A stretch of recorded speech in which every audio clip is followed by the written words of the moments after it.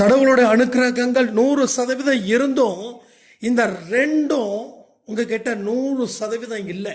அதனால தொடர்ந்து நிம்மதி இழந்து கொண்டே இருக்கீங்க.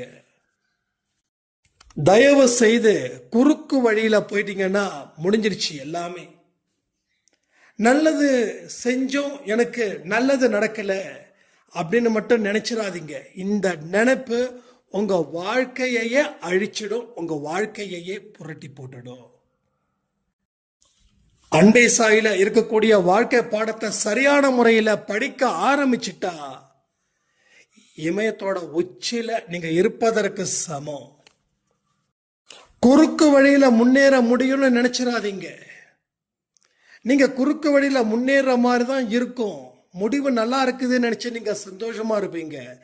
ஆனா உங்க வாழ்க்கைக்கு உண்டான முடிவுகள் குறிக்கப்படக்கூடிய நாள் இருக்கே, அந்த நாள் மிக மோசமா உங்களுக்கு அமைஞ்சே தீரும்.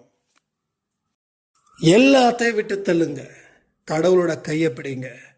நினைச்சது தாண்டி நினைக்காததும் நடத்தி வச்சு அவர் சந்தோஷத்தின் படி உங்களை வாழ வைப்பார்ன்றது மட்டும் நிச்சயம் நிச்சயம் நிச்சயம்.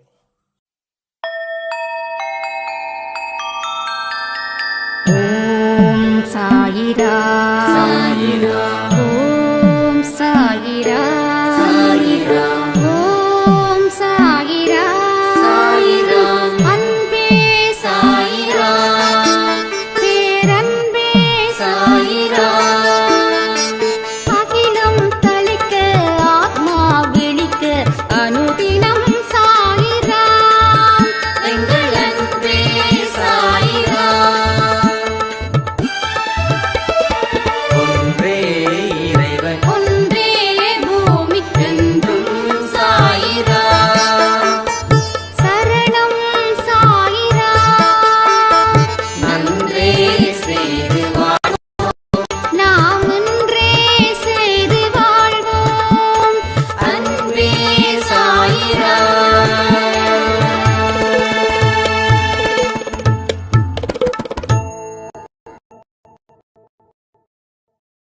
சாயிரா, என் உயிரின் உயிரானவர்களே, நிறைய விஷயங்களை தொடர்ந்து பேசிக்கிட்டே இருக்கோம். வாழ்க்கையில பலமா ஒரு நல்ல இடத்துக்கு கடவுள் அழைச்சிட்டு போறாரு. குறைகள் அத்தனையும் நிறைகளாக மாற்றப்படக்கூடிய தருணத்துல நீங்க இப்ப இருக்கீங்க. எது வந்தாலும் பார்த்துக்கலாம் அப்படின்ற தைரியத்தோட நீங்க செயல்படும் போது அது வெற்றியா கூட மாறக்கூடிய விஷயமாகவும் இங்கே நடக்குது. கடவுளுடைய அனுக்கிரகத்தின்படி தான் ஒரு மனுஷனோட வாழ்க்கை வாழ முடியும். அந்த அனுக்கிரகங்கள் உங்களுக்கு இருக்கும்போது அந்த நம்பிக்கையையும் பொறுமையையும் நீங்க விட்டீங்க அப்படின்னா அனுக்கிரகங்கள் இருந்தும் வாழ்க்கையில வாழ முடியாம போயிடும். நல்லா படிக்கிற பையன் அவன் ஃபெயில் ஆகுறான் அப்படின்னா அவன் எக்ஸாமை எழுதலன்னு அர்த்தம். நல்லா படிச்சிருந்தாலும் எக்ஸாமை எழுதினாதான் அவன் பாஸ் பண்ண முடியும். அப்போ உங்களுக்கு கடவுளுடைய அனுக்கிரகங்கள் இங்க 100க்கு 100 இருக்குது. ஆனா பொறுமையும் நம்பிக்கையும் அப்படின்ற 2 விஷயங்கள் 100க்கு 100 இல்லை. அது இருக்குது, இது இல்லை. இதுதான் உங்க பிரச்சனை. இது கூடுமான வரைக்கும் தவிர்த்துக்க முயற்சி பண்ணுங்க. ஏன்னா இந்த வாய்ப்பு உங்களுக்காக வழங்கப்பட்டது. இந்த வாய்ப்பிலையும் பெரிய குறைகளை நீங்க வச்சிருந்தீங்கன்னா மறுபடியும் இந்த வாய்ப்புகள் உங்களுக்கு வராம போயிடும். எத்தனையோ பேருக்கு கடவுளுடைய அனுக்கிரகங்களும் கிடைக்கல, கடவுளுடைய ஞானமும் கிடைக்கல, கடவுளுடைய வழிகளும் அவர்களுக்கு இப்ப வரைக்கும் தெரியல. ஏன்னா பலரை நீங்க பார்க்கும்போது நிறைய விஷயங்கள் உங்களுக்கு புரிதல் வரும். நீங்க புரிஞ்சுக்கிட்ட விதம், அவங்க புரிஞ்சுக்கிட்ட விதம். அவங்க ₹1 கற்பூரம் ஏத்துனா கடவுளை தரிசிச்சிடலாம் நினைக்கிறாங்க. நீங்க பைசாவே இல்லாம கடவுளை தரிசிக்க முடியும்னு நினைக்கிறீங்க. தான் நல்லா இருந்தா போதும் அப்படின்னு நினைக்கிறாங்க. நீங்களும் மற்றவங்க நல்லா இருக்கணும்னு நீங்க ஆசைப்படுறீங்க, நினைக்கிறீங்க. கடவுள்கிட்ட பிரார்த்தனையும் செய்றீங்க. 60 பேர் கிட்டத்தட்ட அன்னதானம் மட்டும் பண்ணியிருக்காங்க இந்த 5, 6, 7, 8 நாள்ல. எவ்வளவு பெரிய சிறப்பான விஷயங்கள். எத்தனையோ பேர் கோயில்ல சாப்பாடு போட்டிருக்காங்க. இன்னைக்கு கூட ஒரு சாயிரா சண்முகவல்லி தஞ்சாவூர், அவங்க வந்து கோயிலை வந்து இன்னைக்கு அன்னதானம் பண்ணியிருக்காங்க. அப்ப யோசிச்சு பாருங்க, எல்லாரும் நல்லா இருக்கணும், அது கடவுள் விரும்புறாரு, கடவுளுடைய விருப்பமே என்னுடைய விருப்பமா இருக்குது அப்படின்னு நினைக்கக்கூடிய மிக முக்கியமான ஒரு இடத்துல நீங்க இருக்கிறீங்கன்னா மற்றவர்களும் அது போலதான் நினைக்கிறாங்களா? கமெண்ட் பண்ணுங்க. அப்போ ஒரு விஷயம் செஞ்சா கூட நமக்கு நல்லதுக்கு தான் அப்படின்னு செய்யறவங்க ஜாஸ்தி. ஆனா நாம அப்படி சொல்லல, அப்படி நினைக்கவும் இல்லை. அப்படி யாராவது நினைச்சு பண்ற மாதிரி இருந்தா அந்த விஷயத்தை விட்டுடுங்க. ஏன்னா கடவுள் எந்த சுயநலமும் இல்லாமல் மற்றவங்களுக்கு உதவி செய், அப்பொழுது உன்னுடைய வாழ்க்கையிலையும் யாரும் எந்த சுயநலமும் இல்லாம உனக்கு பல உதவிகள் செய்வாங்க அப்படின்னு ஒரு தோற்றத்தை ஏற்படுத்துறாரு. அது வெற்றியும் அடைஞ்சிருக்கிற என்னை பொறுத்த வரைக்கும், என்னுடைய லைஃப்ல விஷயத்த. அப்போ உங்க லைஃப்லயும் அந்த மாதிரியான விஷயத்த பேஸ் பண்ணி உங்க வாழ்க்கையை ஸ்டார்ட் பண்ணுங்க. பேஸ்மெண்ட் நல்லா இருந்தாதான் வாழ்க்கையில எல்லாமே நல்லா இருக்கும். அது இல்லை அப்படின்னா என்னதான் கட்டடத்தை எழுப்பினாலும் ஒரு சின்ன மழைக்கோ ஒரு சின்ன காத்துக்கோ தாங்காது. அப்ப இங்க பேஸ்மெண்ட் ஸ்ட்ராங் இல்லை. அதனாலதான் சின்னதா துன்பம் வந்தா கூட எங்க போய் ஓடி ஒளிஞ்சுக்கிறோம். எதிர்த்து நிற்கக்கூடிய ஒரு மனநிலை இங்க இல்லை. கடவுளை வணங்குன, எஸ் வணங்குனீங்க. துன்பம் வந்துடுச்சு, எஸ் வந்துடுச்சு, இப்போ இந்த ஓடுற அப்படின்னா என்ன அர்த்தம்? பேஸ்மெண்ட் சரியில்லை. அதனாலதான் சாதாரண ஒரு விஷயத்த கூட ஏத்துக்க முடியல. ஆனா அந்த பேஸ்மெண்ட் நல்லா இருந்துச்சுன்னா 1,00,000 பேர் நம்மளுக்கு குடைச்சல் கொடுத்தாலும் சரி, நாம ஹாயா இருப்போம் இந்த உலகத்துல. பேஸ்மெண்ட் நல்லா இருந்தா அறிவும் ஆட்டோமேட்டிக்கா வேலை செய்யும்.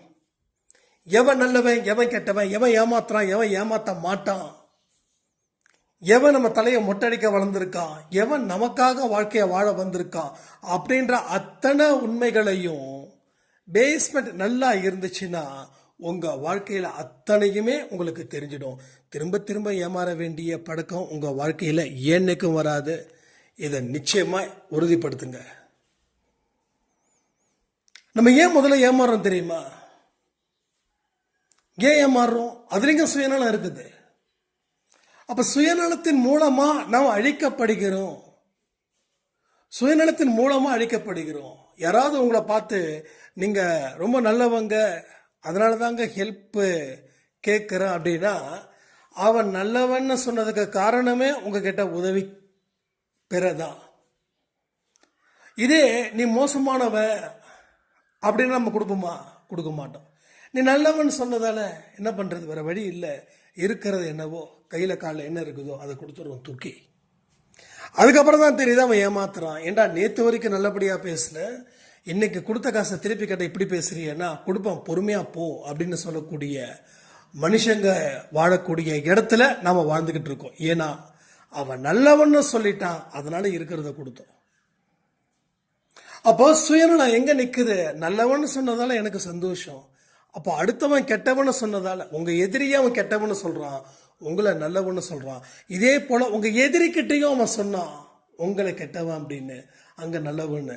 எல்லாத்தையும் வாங்கினா மூட்டை கட்டிட்டு போயிட்டான். இன்னைக்கு எதிரியும் நீங்களும் சேர்ந்து பேச ஆரம்பிச்சீங்கன்னா நீங்க எந்த அளவுக்கு ஏமாந்து போயிருக்கீங்க அப்படின்ற ஒரு விஷயமும் வெளிச்சத்துக்கு வரும். அப்ப சுயநலத்தை பேஸ் பண்ணும் போது ஏமாற்றம் நிக்குதா? எதிர்பார்ப்பை பேஸ் பண்ணும் போது ஏமாற்றம் நிக்குதா? பலனை எதிர்பார்த்து எந்த ஒரு விஷயத்தை செஞ்சாலும் அங்கேயும் நமக்கு தோல்விதான் நிக்குது. அப்ப ஏன் தோல்வி மேல தோல்வி வரக்கூடாது? வெற்றி மேல வெற்றி வேணும் அப்படின்னா எல்லா விஷயத்தையும் செய்யுங்க. தோல்வி மேல தோல்வி தான் வரணும் அப்படின்னா இப்ப இருக்கிற விஷயத்த அப்படியே கண்டினியூ பண்ணுங்க லைஃப் லாங், நோ ப்ராப்ளம். எந்த கஷ்டமும் இல்லை, எந்த நஷ்டமும் இல்லை. ஏதாவது ஒரு விஷயத்த செஞ்சாதானே எழுந்திருக்கணும், முயற்சி பண்ணணும், உழைக்கணும், தியாகம் பண்ணணும், நிறைய அவமானத்தை தாங்கணும். எப்படி அந்த கல் சிற்பிக்கிட்ட அத்தனை அடி அடிச்சும் அது தாங்கி நிற்கிற மாதிரி. எதுக்கு இவ்வளோ வலி தேவையா? வலி இல்லாத வாழ்க்கை வேணும், வலி இல்லாத வெற்றி வேணும், வலி இல்லாத சந்தோஷம் வேணும். அப்படின்னா அடுத்தவனை ஏமாத்த மட்டும்தான் முடியும். வலிச்சாதான் வாழ்க்கை அப்படின்னா நீ உழைக்கிறன்னு அர்த்தம். வலிக்காமலே நான் வெற்றி பெற முடியும்னா அடுத்தவனுடைய வலியை நீ உனக்கு சாதகமாக பயன்படுத்தி அவனை நீ ஏமாற்றி இல்லை அவனை திசை மாற்றி நீ பயனடைகிற எத்தனை நாள் இந்த ஓட்டம் அப்படின்னா அடுத்தவன் ஒருத்தன் வர வரைக்கும் அந்த ஓட்டம் இருக்கும். வந்துட்டானா அந்த ஓட்டம் நின்றுடும். நீங்க நிறைய புரிஞ்சுக்க வேண்டிய இடத்துல இருக்கீங்க. அன்பை சாய் குடும்பத்தில் இருக்கிற அத்தனை பேரையும் மனசையும் புத்தியையும் மட்டும் வைங்க. எல்லா விஷயத்திலையும் நீங்க சக்சஸ் அடையலாம். கண்டிப்பா அடைஞ்சே தீருவீங்க. ஏன்னா பல மிராக்கிள்ஸ் தொடர்ந்து நடந்துக்கிட்டே இருக்கு அன்பை சாய் குடும்பத்தில். யாருக்கு நடக்குதுன்னா எந்த மனுஷன் கடவுளை நம்பி பொறுமையோட நம்பிக்கையோட பிரச்சனைகளை எதிர்கொள்கிறானோ அவனுக்கே கடவுளுடைய அனுக்கிரகமும் கடவுளுடைய ஆசீர்வாதமும் 100% இங்க கிடைக்குது. 100% முயற்சி பண்ணி பாருங்க. இப்பயே நீங்க முயற்சி பண்ணி பாருங்க. நீங்க முயற்சி பண்ணிட்டு தான் இருக்கீங்க, நான் இல்லைன்னு சொல்லவே இல்லை. ஆனாலும் பிரச்சனைகள் இருந்துகிட்டே இருக்குது. அப்ப பிரச்சனைகளை தீர்ற அளவுக்கு நீங்க முயற்சி பண்ணல. முயற்சி 10லன்றதை ஒத்துக்க மாட்டேன்றீங்க. முயற்சி பண்ணுன்றதை மட்டும்தான் தெளிவா இருக்கீங்க. முயற்சி 10ல, உழைக்கிற வேகம் 10ல, உழைக்கிறது ரொம்ப ஸ்லோவா இருக்குது. முயல் போல உழைக்க வேண்டிய இடத்துல ஆமை போல உழைச்சிங்கன்னா எல்லாமே போயிடும். நிதானம் தேவைதான். அதுக்காக நிதானமாவே வாழ்ந்துட முடியாது. இல்ல, நிதானமா நான் செயல்படுறேன் அப்படின்னா காலங்கள் போயிடுச்சு. ஒரு 10 வருஷம் துக்கத்துக்காக போச்சு, ஒரு 10 வருஷம் நம்ம ஏமாந்ததுக்காக போச்சு, ஒரு 10 வருஷம் வாழ்க்கை புரியாம ஓடிச்சு, 30 வருஷம் ஓடிடுச்சு. 20ல இருந்து ஸ்டார்ட் ஆகுது, 20 + 30 50 ஆச்சு. 50க்கு மேல வாடலாம் நினைக்கும் போது புத்தி மனசு எல்லாமே பலகீனமா போயிடுச்சு. 60 70ல படுக்கையாயிடுச்சு. 80 90 ஊரை விட்டு உலகத்தை விட்டு போயாச்சு. அப்ப இப்பயும் நான் நிதானமா செயல்படுறேன் அப்படின்னா என்ன அர்த்தம்? போதும் நிதானமா செயல்பட்டது, கொஞ்சம் இனிமே தான் புத்தியை ஷார்ப் ஆகணும். ஏன்னா புத்தி மங்கி போய் கிடக்குது. புத்தி இப்படி மங்கி போய் கிடக்குது. புத்தியை ஷார்ப் ஆக்க உன்னுடைய வேலைகளை துரிதப்படுத்து. அதே நேரத்தில் பதட்டத்தை தூக்கி எறிஞ்சிடு. எல்லா நல்ல விஷயத்தையும் செய்ய, நல்லதை பாரு, நல்லதை கேளு. வேற என்னங்க சொல்ல முடியும்? முடியாதுன்னு ஒருத்தன் சொன்னா அவன் கிட்ட போகாத. முடியும்னு எவன் சொல்லணும் அவங்க கிட்ட நில்லு. நல்லவங்களுடைய சகவாசத்தை மட்டும் வச்சுக்கோ, கெட்டவங்க சகவாசத்தை அறவே விட்டு தள்ளு. அது உனக்கு வாழ்க்கையில பெரிய மோசத்தை மட்டும்தான் கொடுக்கும், துரோகத்தை மட்டும்தான் கொடுக்கும். விருப்பப்பட்டு துரோகத்தை ஏத்துக்கணும் அப்படின்னா கெட்டவங்க சகவாசத்தை விட்டு தள்ளு. கெட்டவர்கள் என்னைக்குமே வாழ்க்கையில நல்லதை போதிக்க மாட்டார்கள். தீயவைகளை மட்டுமே சொல்லி கொடுத்து அவங்க தீய வழியில போற இடத்துல உன்னையும் கூட்டு போயிட்டு அவங்க பாட்டுக்கு பிடிச்சி தள்ளி விட்டு அவங்க பாட்டுக்கு போயிட்டே இருப்பாங்க.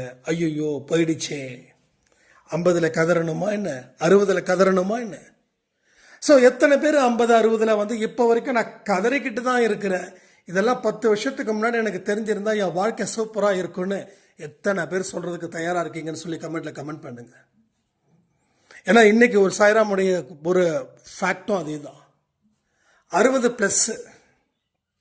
பட் எத்தனையோ எக்ஸ்பீரியன்ஸ் எனக்கு இருந்தும் அதை நான் சரியா பயன்படுத்திக்காம விட்டு அவன் தான் கெட்டவன், இவன் நல்லவன் நினைச்சேன், இவன் கெட்டவன் ஆயிட்டான், இன்னொருத்தன் நல்லவன் நினைச்சேன், அவனும் கெட்டவன் ஆயிட்டான். முதல்ல கண்ணுக்கு வரவன் எல்லாம் நல்லவனா வரான், அதுக்கப்புறம் நம்ம கிட்ட பழகுறான், அப்புறம் கெட்டவனா மாறி போயிடுறான். என்னப்பா வாழ்க்கை அப்படின்னு சொல்லி வெறுத்து போய் இன்னைக்கு அவங்க அழுதுட்டாங்க. அதான் நான் சொல்றேன், உங்களுடைய யாராவது உங்களை பாராட்டும் போது சந்தோஷமா இருக்குது, ஆனா ஒருத்தங்க திட்டும் போது கஷ்டமா இருக்குது. இதான் பிரச்சனைங்க. அதான் நம்ம அடிக்கடி சொல்றோம், சரிசமமான மனநிலை என்னைக்கு இருக்குதோ அன்னைக்கு வாழ்க்கை வெற்றி கிடைக்கும். வாழ்க்கையில இருந்து மேலா துயரத்துல இருந்து மீண்டு வந்து நாம சாதிக்கிற அளவுல இங்க வாழ முடியும். சாதிச்சவங்கெல்லாம் வாழ்ந்திருக்காங்களே, அப்ப அவங்க ஏன் வாழ்ந்தாங்க? மறுபடியும் சொல்றேன், வீதி ஜாதகம் ராசி அது இது. சுக்கிர திசை அடிக்கிறவன் பிச்சைக்காரனாவும் இருக்கான், சனி திசை அடிக்கிறவன் கோடீஸ்வரனாவும் இருக்கான். இதுக்கு என்ன பதில்? யாராவது பதில் சொல்ல முடியுமா? சொல்லுங்க. அப்ப பிச்சைக்காரர்கள் யாருமே சனி திசையில தான் பயணம் மேற்கொள்கிறாங்களா? இல்ல பிச்சைக்காரர்களுக்கு சுக்கிர திசையே இல்லையா? அடுத்த வேளை சாப்பாடுக்கு வழி இல்லாம இருக்கிறவங்களும் இருக்காங்க, சுக்கிர திசை தான் அவங்களுக்கும். ஆனால் பொண்ணும் பொருளும் அத்தனையும் இருக்கிறவனும் இருக்கிறான், அவனுக்கு சனி திசை, அஷ்டம சனியா ஏதோ ஒரு சனி இருந்துட்டு போகுது. அப்போ அவனுக்கு பொருள் விரயமாகலை, உறவு பிரியலை, அவன் ஹாப்பியாக இருக்கான். அப்போது இதனால தான் இவன் முன்னுக்கு வந்துட்டான் அப்படின்னு சொல்லி நாம் ஏன் நம்மளே ஏமாற்றிட்டு இருக்கணும்? அடுத்தவன் ஏமாத்தினா நமக்கு கோபம் வருது, ஆனால் நாம் நம்மளை கேவலமாக ஏமாற்றிட்டு இருக்கோமே. அப்போது அடுத்தவன் ஏமாத்தினா கட்டி வச்சு உதைக்கணும்னு தோணுது, ஆனால் நாம் நம்மளை ஏமாற்றிட்டு இருக்கோம். நாம் நம்மளை எதனால் உதைக்கிறது, எதை வச்சு உதைக்கிறது நீங்களே முடிவு பண்ணிக்கோங்க. எல்லா இடத்துலையும் சொல்கிறேனே, நம்ம கிட்டேருந்து தான் ஆரம்பமாகுது, நம்ம கிட்டேருந்து தான் எல்லா விஷயமும் வெளியில் போகுது. நாம சரியா இருந்துட்டா எல்லாம் சரியாயிடும். நாம சரியா இல்லைன்னா அத்தனையும் ஆட்டம்தான் போடும். சின்னது பெருசு, வந்தது போனது, சொன்னது சொல்லாதது, தெரிஞ்சது தெரியாதது எல்லாமே நம்மளை கேவலப்படுத்திட்டு தான் இருப்பாங்க. புரியுதா உங்களுக்கு? அப்போ வாழ்க்கை என்ற தத்துவத்தை நாம புரிஞ்சுக்கணும். வாழ்க்கை எப்படிப்பட்ட ஒரு வழியை கொடுக்குதுன்னு தெரிஞ்சுக்கணும். அது வழியையும் கொடுக்கும், வழியை கொடுத்துட்டு வழியையும் கொடுக்குன்ற ஒரு விஷயத்தை தெரிஞ்சுக்கிட்டா வழியை தாங்கிக்கலாம் அப்படின்ற தாட்டும் வரும். இப்போ வரைக்கும் சொல்றேன், வாழ்க்கையில் எத்தனை வருஷம் நான் வாழ போறேன்னு எனக்கு தெரியாது, ஆனால் வாழற வரைக்கும் வழி இருக்கும். அந்த வழி மூலமா புதிய வழியும் பிறக்கும். அந்த வழி சிறப்பான ஒரு தோற்றத்தை எனக்குள்ள கொடுக்கும், அவ்வளோதான். அப்போ நான் தயாராக இருக்கேன் துன்பத்தை தாங்க. எஸ், நீ வாழ்க்கையில் ஜெயிக்க போற. இல்லை துன்பமே வேண்டாம்ப்பா அப்படின்னா என்னைக்கு எந்த இடத்துல உட்காந்துருந்தியோ அதே இடத்துல அப்படியே உட்காந்துருப்ப.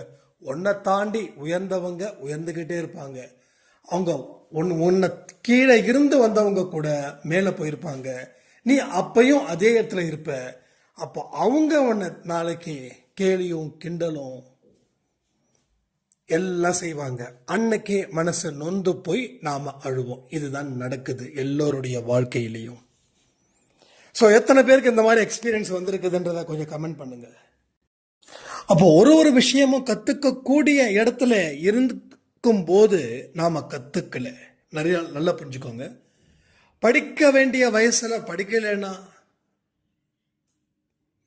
படிக்காதவங்களோட எதிர்காலம் எப்படி இருக்கும் அப்படின்றது உங்களுக்கு தெரியாம இல்லை.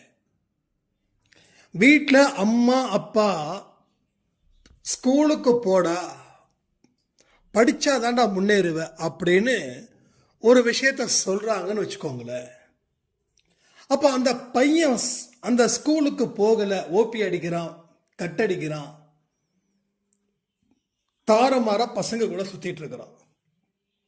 அப்போ அந்த பையனுடைய எதிர்காலம், அவனுக்கு கல்யாணம் ஆகுது, குழந்தை பிறகுது, 30-40 வயசு ஆகும்போது அவனுடைய எதிர்காலம் எவ்வளவு மோசமா இருக்குன்றது யோசிச்சு பாருங்க.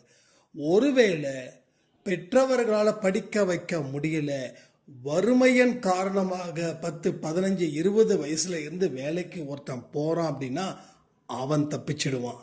ஸோ இவனும் படிக்கல, அவனும் படிக்கல. ஆனா வறுமையின் காரணமாக படிக்காம வேலைக்கு போயிட்டு சின்ன வயசுலேயே அந்த வாழ்க்கையை அவன் தாங்குறான் அப்படின்னும் போது அவன் நல்லா செட்டில் ஆயிடுவான். பட் இவன் செட்டில் ஆகிறது ரொம்ப ரொம்ப கஷ்டம். எல்லா விஷயத்துக்குமே கணக்கு இருக்குது. இவன் எதன் மூலமா இதை செஞ்சான், அவன் எதன் மூலமா இதை செஞ்சான்னு கடவுள் பார்க்கிறாரு. அந்த கணக்கின் படிதான் இங்க அத்தனை விஷயங்களும் நடந்துகிட்டே இருக்குது. இதை நீங்க நல்ல தெளிவா புரிஞ்சுக்கணும். பாடத்தை நல்லா படிச்சாதான், என்ன பாடத்தை, லைஃப் பாடத்தை, வாழ்க்கை பாடத்தை நல்லா படிச்சா மட்டும்தான் அடுத்தது என்ன நடக்க போகுதுன்றத நாமால கரெக்டா யோகிக்க முடியும். இல்லைன்னா எல்லாமே தப்பா போயிடும். நான் நினைச்சது எதுவுமே நடக்கல, பெரிய டைலாக் இது. எல்லாம் நாட்டில் இருக்கக்கூடிய மக்களுக்கு, அதாவது தமிழ்நாட்டில் மட்டும் இல்லை, வேர்ல்டு ஃபுல்லாக இருக்கக்கூடிய எல்லா மனுஷங்க கிட்டையும் நான் நினைச்சது எதுவுமே நடக்கல. நினைச்சா நடந்துடுமா? நான் இப்போ கோடீஸ்வரன் ஆகணும்னு நினைக்கிறேன், நடந்துடுமா? உடனே நான் நினைச்சேன்ப்பா கோடீஸ்வரன் ஆகணும்னு, ஆனால் எதுவுமே நடக்கலப்பா. நீ கோடீஸ்வரன் ஆகணும் அப்படின்னா என்ன பண்ணணும்? பணம் சம்பாதிக்கணும். பணம் சம்பாதிக்கணும்னா அறிவை பயன்படுத்தணும். ஒருத்தரால முடியுமா? உன்ன மாதிரி ஒரு 1000 பேரை கொண்டு வரணும். உன்ன மாதிரி எத்தனை பேரை கொண்டு வரையோ அத்தனை பேரும் உன்ன மாதிரி நல்ல புத்திசாலித்தனமா உழைக்கணும். உழைச்சா நீ கோடீஸ்வரர். ஒண்ணுமே பண்ணாம உட்காந்துக்கிட்டு சாமி கிட்ட போயிட்டு அர்ச்சனை பண்ணிக்கிட்டு தினமும் கடவுளுக்கு ஒவ்வொரு பூமாலையை வாங்கி போட்டா நீ கோடீஸ்வரன் ஆயிட முடியுமா? அப்படி பார்த்தா எல்லாரும் அந்த விஷயத்த செய்வாங்க. பட் உழைப்பு இல்லாம எதையுமே பெற முடியாது. வழி இல்லாம எதையுமே பெறவும் முடியாது. அவமானம் இல்லாம கண்டிப்பா உன் தோளில மாலையே விழாது. உன் தோளில மாலையே விழாது அவமானம் இல்லாம. ஒவ்வொரு இடத்துலையும் பட்ட கஷ்டம், பட்ட வழிதான் ஒரு மனுஷனை வாழ வைக்குது. ஆனா சில பேருக்கு அது வாழ வைக்கல. ஏன் அப்படின்னா, படிக்க வேண்டிய நேரத்தில், அதாவது வாழ்க்கை பாடத்தை படிக்க வேண்டிய நேரத்தில் சரியான முறையில் படிக்காம ஏனோ தானோன்னு படிச்சுட்ட. உனக்கு மட்டும்தான் துன்பம் வந்தது அப்படின்ற ஒரு பாடத்தை நீ தப்பா படிச்சுட்ட. அதனால அது துன்ப பாடமா இருக்குது. அந்த துன்பம் வரும்போது நீ படிச்சிருக்க வேண்டிய பாடம் அன்பே சாய் பாடம். அந்த அன்பே சாய் பாடத்தை படிச்சிருந்தனா கண்டிப்பா ஒரு பெரிய ஒரு வரலாற்று சாதனை படைக்கிற அளவுக்கு உன்னால மாற முடியும். ஏன்னா இங்க பேசக்கூடிய அத்தனை வார்த்தைகளும் கடவுளுடைய வார்த்தைகளும், முன்னேற்றமும், உழைப்பும், முயற்சியும், விட்டு கொடுக்கும் தன்மையும், நல்ல எண்ணங்களை வச்சு வாழக்கூடிய தன்மையை பத்தி தான் நம்ம இங்க பேசிக்கிட்டு இருக்கோம். இப்போ கடவுளோட வார்த்தைகளை தான் இங்க நாம தொடர்ந்து தொடர்ந்து தொடர்ந்து தியானிக்கிறோம், பேசுறோம். மூச்சு கூட அப்படிதான் நாம இந்த நிமிஷம் வரைக்கும் விட்டுக்கிட்டு இருக்கோம். இல்லை ஏதாவது உங்களுக்கு சந்தேகம் இருந்துச்சு அப்படின்னா நீங்க கமெண்ட் செக்ஷன்ல கமெண்ட் பண்ணுங்க. ஏன்னா ஒவ்வொன்றும் பார்த்து பொறுமையாக தான் நம்ம பேசிட்டு இருக்கோம். இங்க பொறுத்த வரைக்கும் ஒரே ஒரு விஷயம், எல்லோருடைய வாழ்க்கையிலையும் ஒரு ஹிமாலய வெற்றி வேணும் அப்படின்னா அந்த அளவுக்கு முயற்சிகளும் உழைப்புகளும் இருக்க வேண்டும். மனசை என்னைக்குமே எப்படி வச்சுக்கணும்? அப்படியே பவர்ஃபுல்லா வச்சுக்கணும். மனசை எப்படி வச்சுக்கணும்? பவர்ஃபுல். நீங்க தான் ஒரு இம்பார்ட்டன்ட் ஃபேக்டர்ஸ். உங்களால முடியாது அப்படின்றது இனி எதுவுமே இருக்கக்கூடாதுன்னா உடனுக்குடன் தொடங்குங்க. அன்பே சாயோடைய பாடத்தை படியுங்கள், தியானியுங்கள். அதுதான் உங்க வாழ்க்கைன்னு சொல்லி அடுத்த ஒரு வாரத்துக்கு நீங்க செயல்படுத்துங்க. நம்ம 3 நாளைக்கு முன்னாடி கூட ஒன்று சொன்னோன்னு நினைக்கிறேன். சண்டே சொன்னோமா, சரியா எனக்கு ஞாபகம் இல்லை. நீங்க சிறந்தவன், நல்லவன், அது இதுன்னு சொல்லி அதிலே உறுதியா இருங்க. அப்ப தப்பு செய்யவே மாட்டீங்க. தப்பு செய்யற பக்கம் திரும்பவே மாட்டீங்க. நேரம் மிச்சப்படும். பலத்தை பத்தி சிந்திப்போம், பலகீனத்தை சிந்திக்க மாட்டோம். பெரிய அளவில் நம்ம காப்பாற்றப்படுவோம் பாவத்தில் இருந்து. எத்தனை பேர் செஞ்சீங்கன்னு தெரியல அந்த ப்ராக்டிஸை. 48 நாள் ப்ராக்டிஸ். நல்லா யோசிச்சு பாருங்க. ஒரு விஷயத்தையும் செய்யும் போது அந்த இரவு தூங்குறதுக்கு முன்னாடி கொஞ்சம் சினிமா பார்க்குற மாதிரி பாருங்க. ஏதாவது தப்பு பண்ணோமா, ஏதாவது பாவம் செஞ்சோமா, யாராவது எடுத்து மூஞ்சில அடித்த மாதிரி பேசினோமா, மனசில் யாரையாவது ரொம்ப மோசமாக திட்டினோமா, இல்லை வேற ஏதாவது பாவங்கள் செஞ்சோமா, எல்லாத்தையும் யோசிச்சு பார்க்கணும். பாடா நீங்கள் எதுவுமே செய்யல. அப்போ ஒரு நாள் நீங்கள் உங்களை காப்பாற்றிருக்கீங்க. சரி, ஒரு நாள் காப்பாற்றினா போதுமா? அடுத்த நாள் காப்பாற்ற வேண்டாமா? அப்போ தொடர்ந்து நீங்கள் வாழ்க்கையில் முடிகிற வரைக்கும் உங்களை நீங்களே காப்பாற்றிட்டு இருக்கும்போது என்ன அற்புதம் நடக்குது தெரியுமா? என்ன அற்புதம் நடக்குது? வாழ்க்கையே அற்புதமாக மாறுது. வாழ்க்கையே அற்புதமா மாறுது. என்ன அற்புதம் நடக்குதுன்னா அதான் வாழ்க்கையே அற்புதமா மாறுது. நம்ம எப்பேற்பட்ட ஒரு இடத்துல இருந்தோம், இன்னைக்கு எந்த இடத்துல நிக்க போறோன்னு நிற்கும் போதுதான் தெரியும் நீங்க கீழே இருந்து எவ்வளவு தூரம் மேலே வந்திருக்கீங்கன்னு. இப்ப என்ன பண்றோம்? மேலே பார்த்துக்கிட்டே இருக்கோம், இல்ல மேலே ஏறிக்கிட்டு இருக்கிறவங்கள பார்த்துட்டே இருக்கோம். நமக்கு எப்படா இப்படிப்பட்ட ஒரு வாய்ப்பு கடவுள் வழங்குவாருன்னு. இதோ கடவுள் இந்த பதிவின் மூலமா கூட உங்களுக்கு வழங்கிட்டாரு. இந்த பதிவின் மூலமா கூட அத்தனை விஷயங்களும் உங்க காதுக்கு வருதுன்னா அது உங்களுக்கு மனசுக்கு வந்தாதான் அது ஆக்டிவா இருக்கும். காதுக்கு மட்டும் வந்தாலும் வேலைக்கெல்லாம் ஆகாது. ஏன்னா எத்தனையோ சொற்பொழிவை நம்ம கேட்டு இருக்கோம், சச்சரிதத்தை நம்ம படிச்சிருக்கோம். படிச்சா போதுமா? மனசுல நிக்கணும். மனசுல நின்னா போதுமா? அது செயல் வடிவத்துக்கு வரணும். அப்படி வந்தாதான் இங்க அத்தனையும் நடக்கும். வரலன்னா எல்லாமே பூஜ்ஜியம். பூஜ்ஜியத்தில் முடிஞ்சுக்கிட்டே இருக்கும். பூஜ்ஜியத்துக்கு there is no வேல்யூ. அப்போ பூஜ்ஜியம் ஒன்றா ஸ்டார்ட் பண்ணாதான் 1 100ல் முடியும். அப்போது 1லேருந்து ஸ்டார்ட் பண்ணாமல் 100ல் முடியாது. அப்படி ஏறணும்னு நினச்சிங்கன்னா யாராலையும் செய்ய முடியாது. வாழ்க்கையில் பல பேர் இன்னைக்கும் துன்பப்பட்டு இருக்கிறதுக்கு காரணம் ஒன்றே ஒன்று தான். வாழ்க்கையில் ஏதாவது ஷார்ட்கட் மெத்தட் இருக்குதா? சல்லுன்னு நேராக போயிடலாமா? எந்த பிரச்சனையும் இல்லாமல் சட்டுன்னு போயிட முடியுமா? இந்த தாட்டு தான் நம்ம நினச்சிக்கிட்டே இருக்கோம். அதாவது ஒரு எக்ஸாம் வருது அப்படின்னா நான் சொல்லியே ஆகணும், நிறைய சொல்லியிருக்கேன். என் ஃப்ரெண்டு வந்து எப்போ பார்த்தாலும் பிட்டு மண்ண அவன் பேர். அப்போது அவன் வந்து என்கிட்ட சொல்லுவான், நம்ம அவ்வளோ ரெடியா நீ படிச்சிட்டியான்னு. ஏதோ படித்தேன்டா, நேத்தாண்டா கைடு வாங்கினேன். ஏன்டா கைடு வாங்குறேன்? கைடை வாங்கி என்னடா பண்ணேன்? நான் சும்மா நானே ஒரு டீச்சர் மாதிரி ஒரு ஸ்டூடெண்ட்டுக்கு பாடம் நடத்துகிற மாதிரி சொல்லிக் கொடுப்பேன். அப்போ அந்த கேள்வி வரும்போது அந்த ஞாபகம் வரும், டக்குன்னு எழுதி விட்டுருவோண்டா அப்படின்னு. டி மச்சான், இதோட ரொம்ப ஈஸியான மெத்தடு, நான் கைடை வாங்கு, உட்காந்து என்னென்ன கேள்வி அத்தனையும் வந்து கட் பண்ணிவிட்டு எடுத்துகிட்டு போனால் நம்ம பாட்டுக்கும் எழுதி முடிச்சிடலாம். அதான் சொன்னேன், டே கட் பண்ணுற நேரத்துக்கு அந்த கேள்வியை புரிஞ்சு படிச்சுட்டா ஈஸி இல்லைடா அப்படின்றதுக்கு அவனுக்கு புரியல. ஏன்னா அவனுக்கு அவனுடைய டெக்னிக் முக்கியம், எனக்கு என் டெக்னிக் முக்கியம். கடவுள் பார்க்குறாரு எவனுடைய டெக்னிக்ஸ் முக்கியம்னு. அவன் அத்தனை பிட்டு பேப்பர் எடுத்து படித்தான், பாஸ் பண்ணான்,